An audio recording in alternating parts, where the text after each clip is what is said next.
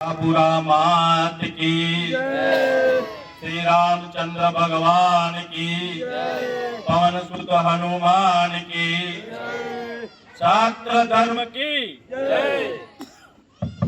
शास्त्र धर्म की ઈલા બોલો તો બે હાથ ઊંચા કરીને બોલો ભારત જય ભવાની જય ભવાની જય ભવાની જય ભવાની। ધન્યવાદ। આજ રોજ હાથજ મુકામે મારી સાથે મંચ પર ઉપસ્થિત સમાજના મારા વડીલ આગેવાનો, સામે ઉપસ્થિત સમાજના સૌ વડીલ આગેવાનો અને મારા સમાજના ભાઈઓ અને એથી વિશેષ આજે જે પ્રતિક ઉપવાસ પર માતા બહેનો બેઠા છે એમને મારા કોટી કોટી વંદન। પરિસ્થિતિ તમે જુઓ, છેલ્લા 1 મહિનાથી આ ગુજરાતમાં જે સમાજ જેનો ભવ્ય ભૂતકાળ કે જેના ઇતિહાસના પાના પર અમર થઈ ગયેલો, કદાચ આખા વર્લ્ડની તમામ ઇતિહાસના પુસ્તકોમાંથી ખાલી ક્ષત્રિય સમાજને ક્ષત્રિય શબ્દ કાઢી નાખવામાં આવે તો એ તમામ પુસ્તકો રદ્દી બરાબર થઈ જાય કે ના થઈ જાય? એવો આપણો ભવ્ય ભૂતકાળ, જેને ભગવાન રામના વંશજો આપણે અને 5000 વર્ષ પહેલા ભગવાન રામે જ્યારે એમના પિતાના એક વચનને ખાતર આખું રાજપાટ છોડ્યું અને એ જ ભગવાન રામના વંશજો એના 5000 વર્ષ પછી 562 રજવાડા એ જ રામના પગલે પગલે અને 562 રજવાડા આ દેશની અખંડિતતા માટે બલિદાન કર્યા।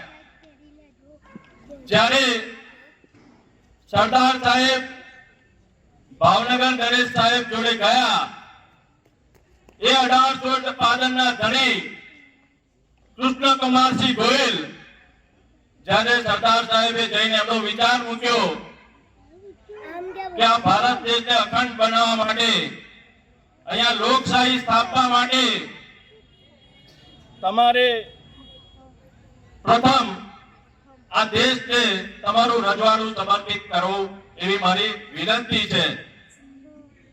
ત્યારે મારો ને તમારો આ મહારાજ 1852 નો ધણી એને એક કલમના ઝાટકે આખું રજવાડું દેશની અખંડિતતા માટે સમર્પિત કર્યું।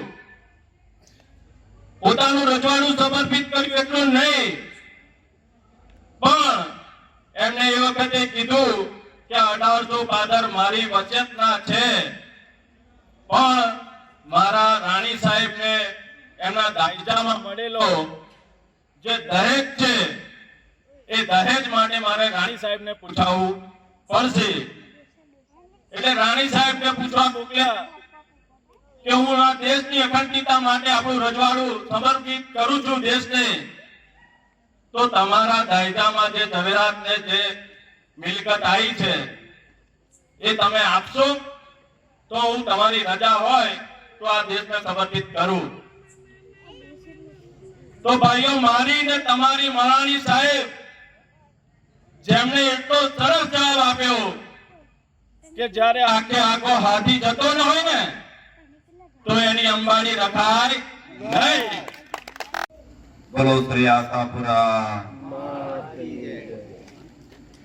આજે હાથજ ગામે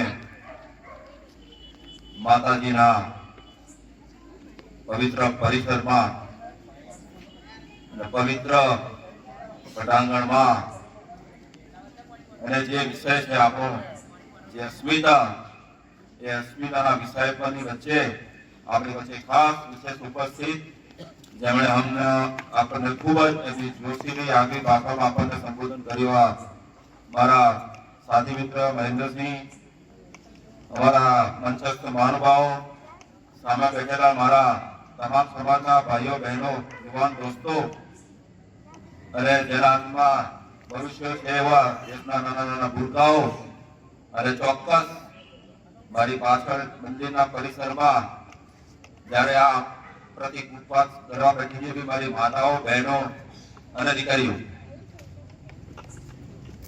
મારા અગાઉના વક્તાએ આપણને ખૂબ સરસ મજાની વાત કરી, આખી સામાજિક સમરસતાની વાત કરી, ભવ્ય ભૂતકાળની વાત કરી, ભવ્ય વિરાસતની વાત કરી.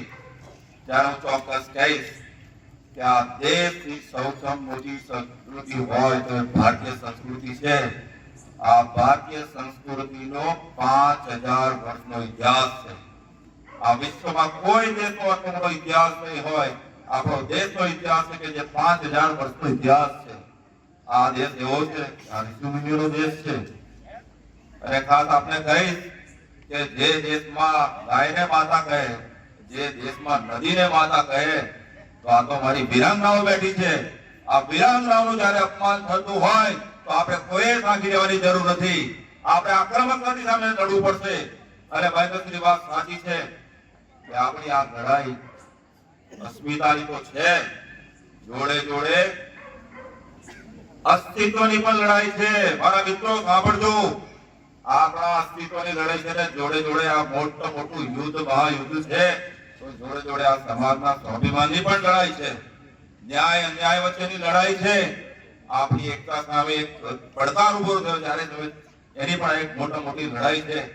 જ્યારે સમગ્ર ગુજરાતમાં અને સમગ્ર ભારત વર્ષમાં એક માત્ર એક સામાન્ય માણસ, હું એને સામાન્ય કહીશ, અત્યાર સુધી હું એમ કહેતો ભાઈ એક ગુજરાતનો એક નેતા છે, ગુજરાતનો મંત્રી છે, પણ મને લાગે છે એની વાણી પરથી એવું લાગે છે સાવ સામાન્ય માણસ છે.